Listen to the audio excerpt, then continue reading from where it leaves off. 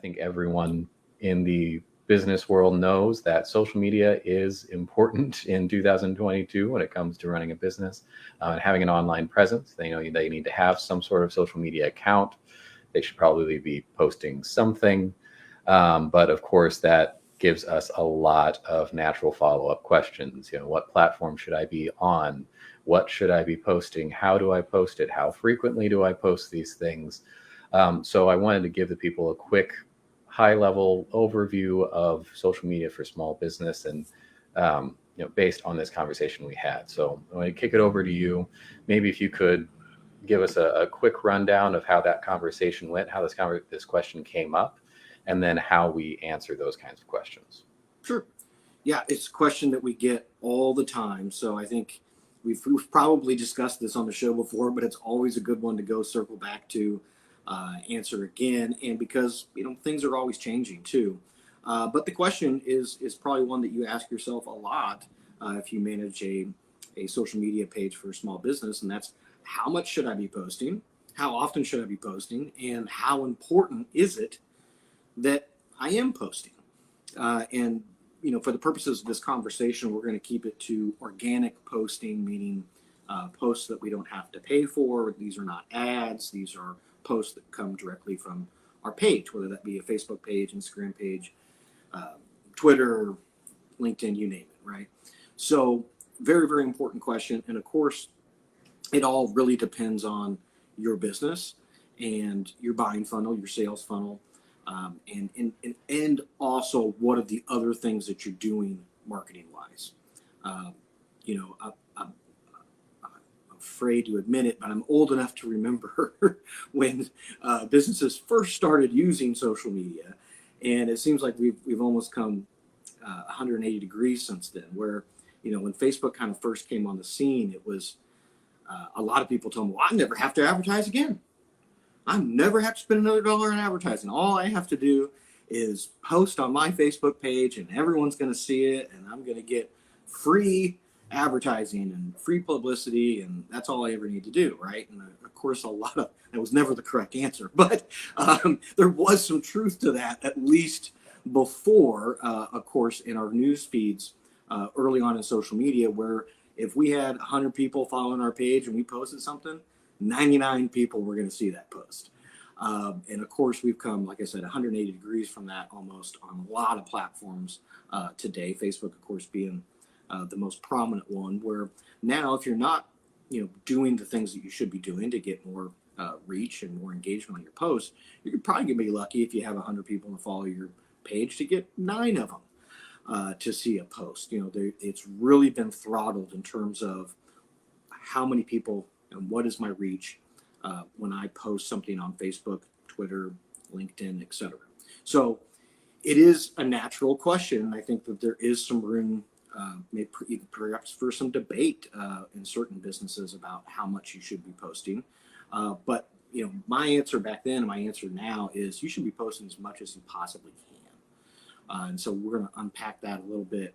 But if you think about it, it's still free. For most people to post. Now, some businesses do have a hard cost involved with paying somebody, whether that be an agency, whether that be somebody on staff, to post things. But that aside, right, if I'm not running an ad, it's free. And so that's my first, thing that I say back to somebody is, why wouldn't you use this? It's really going to cost you next to nothing to post all the time. Now, we don't want to spam people. We don't want to be annoying. And so the only reason why we wouldn't be posting absolutely as much as possible is because we don't have the content to post. We don't have the quality of valuable content that the audience is going to like, and it's going to get them to know, like, and trust us to post. So we don't post, That's really the only reason in my mind that you shouldn't be posting a lot. And we'll get into some specifics here, exactly how many posts we're talking about. But to go back just to kind of one of the golden rules of marketing, it's much more important what you say to somebody than who you're saying it to or how many people are reading it or listening to it. And so always keep that in mind here and take this discussion about number of posts with that grain of salt, that it really depends on how much we're posting, what we're posting in terms of how much we're posting. And we always say that value in terms of content is something that is informative, it's educational, or it's entertaining, or it can touch two or even all three of those things. But if we're putting out content that is informative, educational, or entertaining, generally speaking, people are not going to see that as spammy unless we're always asking somebody for a sale. You know, that's the other big no. You don't want to just put out, hey, buy my stuff, buy my stuff, buy my stuff, buy my stuff, because people stop paying attention to that. Nobody likes to be sold to. People like to buy things. So we're going to give them valuable content, again, that gets them to know, like, and trust us, and keep that top of mind awareness. So when they are in the buying funnel, they think of us, right? It's pretty simple, you know. And I'm going to get into some specific examples of what we're talking about here. But just know that the first thing you have to understand is, am I saying something that's worthwhile? And if not, then don't post it. Okay, but I'm going to throw some stats out here. The average Facebook page, business page, shares 1.55 posts a day. The average business page on Instagram posts 1.56 per post in their feed every day. So that surprises a lot of people, first of all, when I tell them that, because they say, man, I'm posting maybe 3 times a week. Well, generally speaking, you're probably way behind your competitors in your industry. Just, you know, giving those stats alone. I mean, a lot of industries are posting multiple times a day. You know, restaurants is a really big one. You know, it's not uncommon for a restaurant to post 2 or 3 times a day. Why is that? You know, so first of all, or second of all, after we understand what we're going to say to somebody, we have to understand why we're saying it to that audience. And that's going to depend on your buying funnel, your sales funnel, and the customer journey that people go through. So why do restaurants tend to post more? Well, because people make that decision every single day. What am I going to eat? A lot of people do it 3 times a day. Some people 4 or 5. God bless them. You know, they just love to eat. I'm on occasion in one of those people.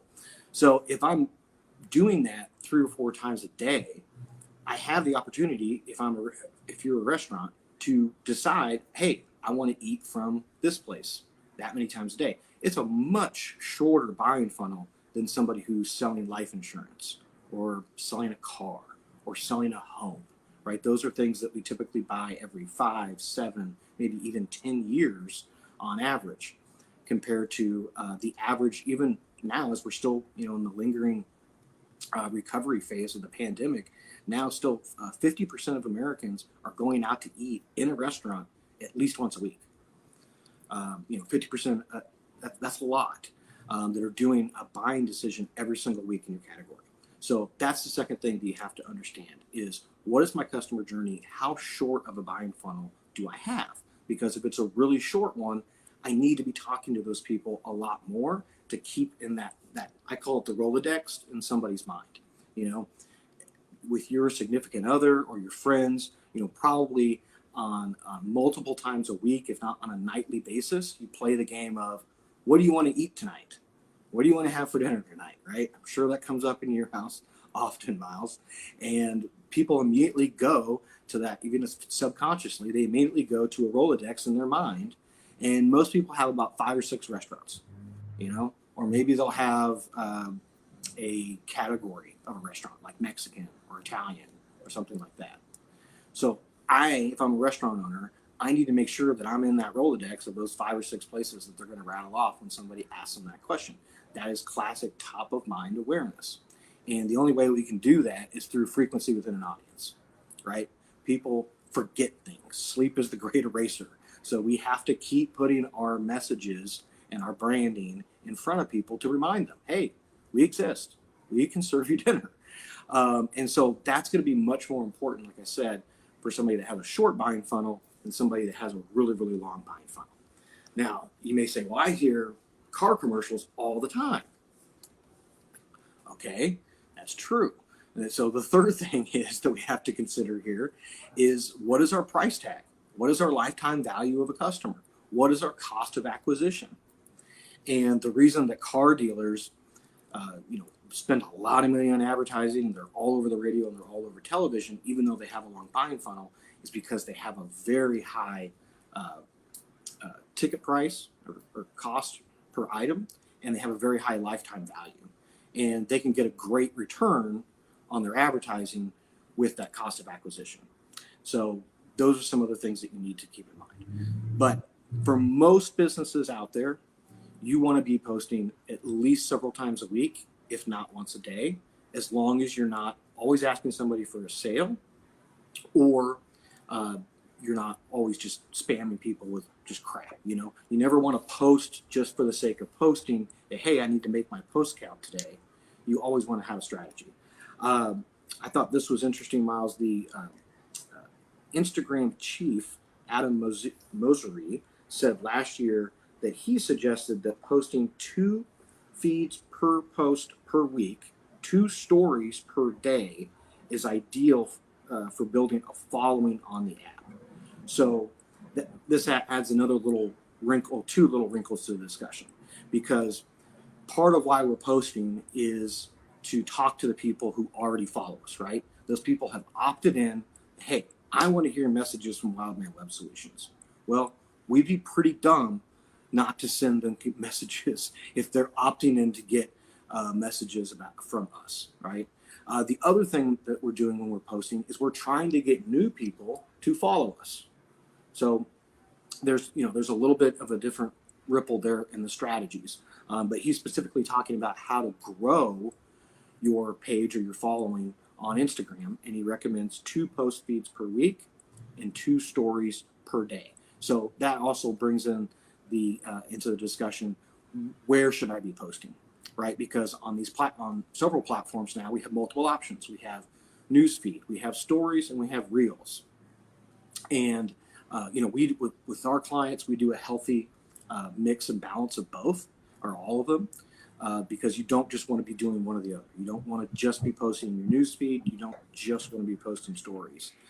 We can get into some more strategy about what kind of a post goes in the newsfeed and what kind of a post goes into a story or a reel. If people want that, just drop your question down below. But generally speaking, things like stories and things like reels, we're doing to get people to reach out and know about us, creating awareness and getting them to follow our page. When we're doing feed posts, generally speaking, we're trying to get people who already follow us to engage with us and just move them down the buying funnel. I want to hit some interesting stats, though, since we're talking about restaurants as well here, Miles. And then if you have anything to add or want to stop me and ask a question after I get these stats out there, please do. But again, if maybe you're not a restaurant, but if you have a short buying funnel and a lot of competition, these stats are probably going to be pretty similar to your category as well. Nearly 3 in 4 customers, 72%, have used Facebook to make a restaurant or retail decisions based on comments and images that other people have shared. So that's the other really big thing about social media, is that it's not straight top down, right? It's not like running a television ad or a radio ad where it's just us talking directly to the end user. It's social. Other people are going to comment. Other people are going to engage on it. Other people are going to share it or not. And that creates a level of validity with the end user. If they see other people commenting on it when you post your dinner special that night, hey, we had that last time, it was amazing. That is so much more powerful than me as the restaurant owner saying, come in tonight, this dish is amazing, right? And so that's something that we don't get in traditional means of advertising. That's super important. Twitter users have the highest engagement with restaurant compared to all other industries. 42% of U.S. diners said they have interacted with restaurants on at least one social media platform. And of that group, 66% said they are more likely to visit or order food from that restaurant after interacting with them on social media. So again, it's really important that you engage with your audience. If people leave you a comment, for example, on a post, it's really important that you comment back and that you engage with them. Even if it's not the most positive thing. And I know Miles can get into how to handle negative reviews and things like that, which also comes up in this discussion quite a bit. Nearly half of diners have said they've tried a restaurant for the first time because of a social media post. That's an amazing stat to me, because one of the hardest things is to get somebody to try a restaurant for the first time. Generally speaking, after somebody comes in and spends 3 or 4 meals in a restaurant, they're going to be in that Rolodex, and they're going to come back and they're going to be a loyal customer. It's getting them to that third or fourth that is really the hard part. And of course, the hardest one is getting them in there the first time. Clients spend, the amount of money that people spent in the restaurants increased by 40% or more for restaurant brands who engage with their followers on social media. So again, it's not just enough just to be posting regularly. You need to be engaging with these people as well. And then 71% of restaurant customers said they're more likely to recommend a restaurant that responds quickly to them on social media. So again, don't think about it just as this top-down platform. Really think about it as a way that I'm having open communication, open dialogue, open engagement with people that are interested in my business. And it's not just restaurants. That goes for pretty much any business out there. So Miles, I'm going to stop right there. See if you have anything that you want to clarify or ask or add to what I've been saying here. Absolutely. So a ton of really great information there regarding social media. I just want to summarize real quick because there's kind of a lot hit there. So the first point there is you're probably not posting enough. Looking at the averages there, again, 1.5 times per day is kind of the average. That does vary industry by industry. I know when we're initially looking at a business, a client that's approached us or something, we will look at their social accounts and then compare those to other social accounts within their industry. So take everything that we're looking at or that we're talking about here with a little bit of a grain of salt, and make sure that you are looking at your industry specifically. Go look at your competitors. Go look at, if you're a small business, go find one of the bigger businesses within your area or the ones that you're wanting to emulate and see what they're doing. There's no harm in checking out the competition in that way. But chances are you're not posting enough. Most of the people that we talk to, especially in the small business world, like you said, they say maybe we're posting a couple of times a week. A lot of them honestly are a lot less than that. So chances are you need to up, or at least our recommendation would be to up your frequency of posting. With that being said, there's a major caveat on there of don't just post to post. That is not helpful to anyone. No one wants to see that. So make sure that you're putting something out that is meaningful. It's valuable in some way. You said informative, educational, or entertaining is our definition of providing value in some way. And you kind of glossed over this, but I think this is important there. We are providing value. It's not just a sales-based post.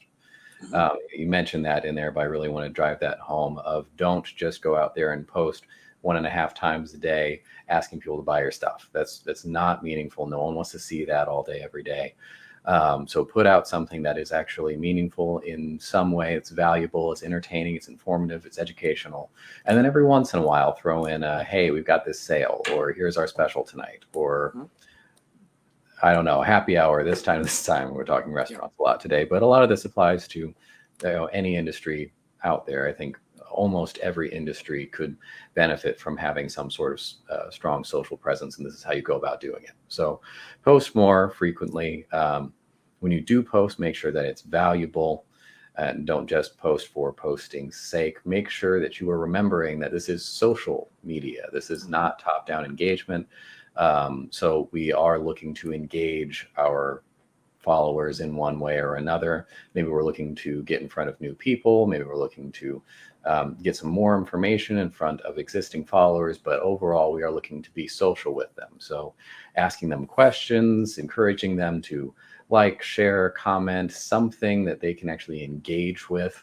One thing I've seen a couple of our clients doing recently, they've been doing a great job of, is a whole series of posts that is like meet the staff. And they're going through their team and like taking a picture of that person, posting them up there, doing a quick bio, and here's what they do here, and here's their favorite kind of ice cream and whatever. Just kind of a little fun blip about a person. That person then goes and shares it on their account and gets that brand in front of their entire network of people. And that's something that's highly personable, it's very social, and something easy for people to engage with. It really has little or nothing to do with your brand, but allows you to get that brand in front of new people. So little things like that you can do to get a little bit more engagement or be a little bit more social, think outside the box and don't just be going sale, sale, sale, sale, sale. And then I did want to throw in one tip that you've actually mentioned before. I think it's a really great actionable tip that people can take here, because I know a lot of people's reactions when we say this of, hey, you need to be posting once or maybe more than once a day. They're like, great, how do I come up with something, meaningful to say more than once a day here? What kind of content am I putting out there if I'm not just talking about sales? If you do find that you are in that position, you're not really sure what to say, you don't want to be spammy or salesy, you want to put out something valuable, document. So that's just document your day as a business owner, no matter what it is that you're doing. If you're making pizzas or you're building cabinets or whatever you're doing, Right. Document your day. Pull out your phone, take pictures, take video, just narrate whatever it is that you're doing. It doesn't have to be Hollywood quality production or anything. This can be fairly rough and organic, and post that out there. That can be very interesting to people. It can be very valuable, especially people within your space or who are actually already interested in your business, your industry. Just showing them what it is that you're doing all day, every day, and why it is that you are a master at your craft. Yeah.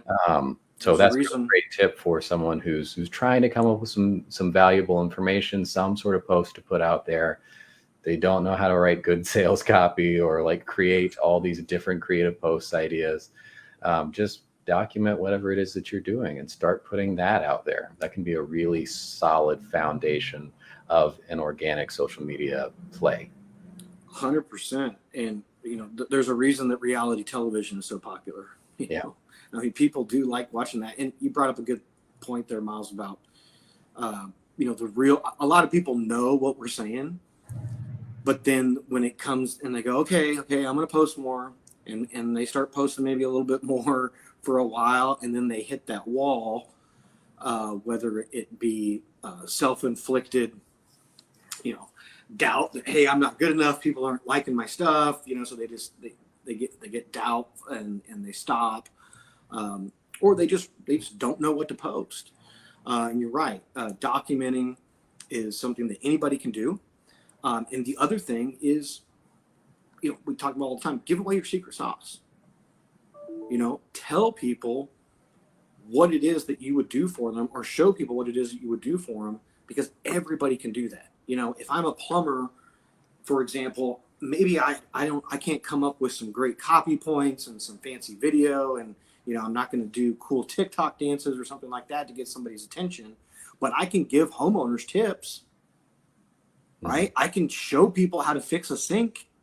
I can show people what to do with their faucets to keep them from leaking.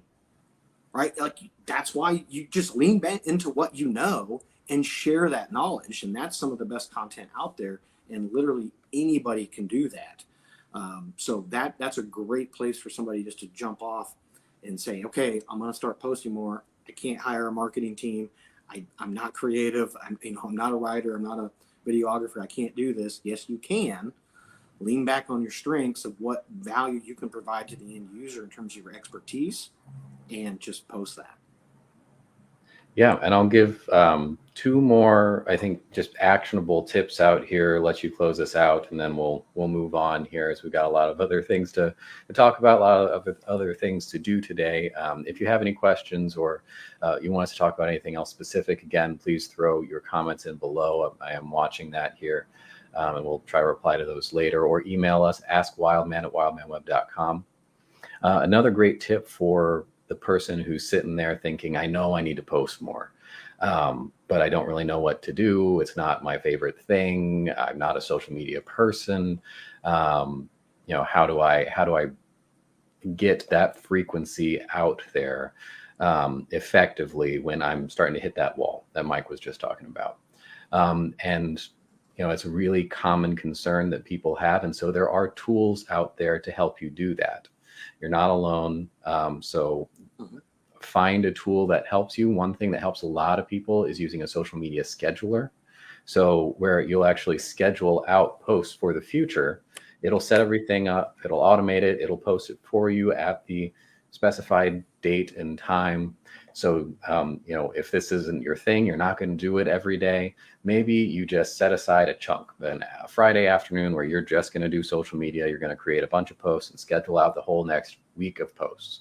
Maybe you do that over the weekend because you're working during the week. You don't have time to allocate to this, but you just sit down, you make yourself do it for a couple of hours, and you schedule out the next week or two of stuff in there. And that can really help to fill out a social media calendar, is just scheduling out in advance, especially for those of us who maybe don't come to this supernaturally or have a hard time producing that content on a regular basis. So use a scheduler out there. A lot of those schedulers will come with other tools to help you to curate additional content, find cool things, have some visual templates or pictures or something. We have a tool like that here at Wildman Web Solutions, which of course I'm a little biased, but it's a great tool. There are other options out there on the market, so find one that fits you and makes the most sense for you. Tools and software like that can really help people who are just getting started, or maybe just find themselves struggling with this over and over. And then to reiterate what I said before, you're not alone.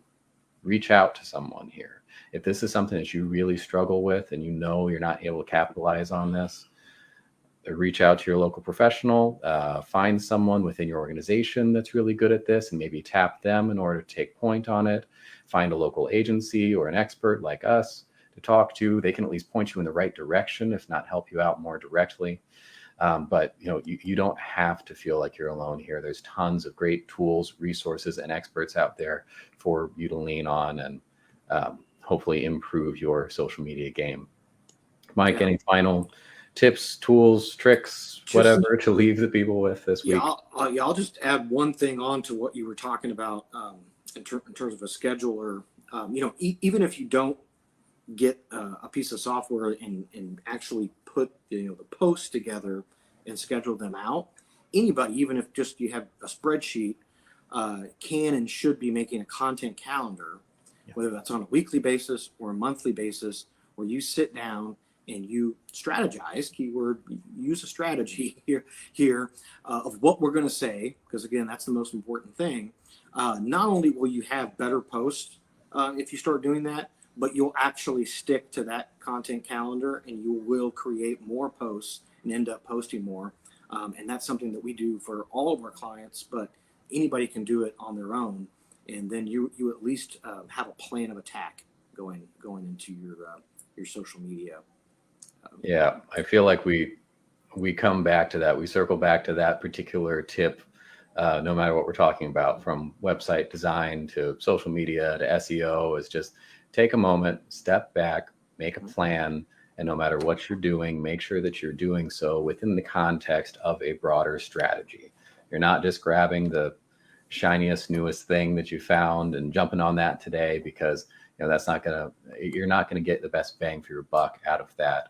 But you can really, really find a lot of great success on all of these things, from your website to your social media to your advertising, if you're doing something within a broader strategy. You're making that plan, you're sticking to it. That's what we do here at Wildman Web, and that's what we recommend you do in your business. So.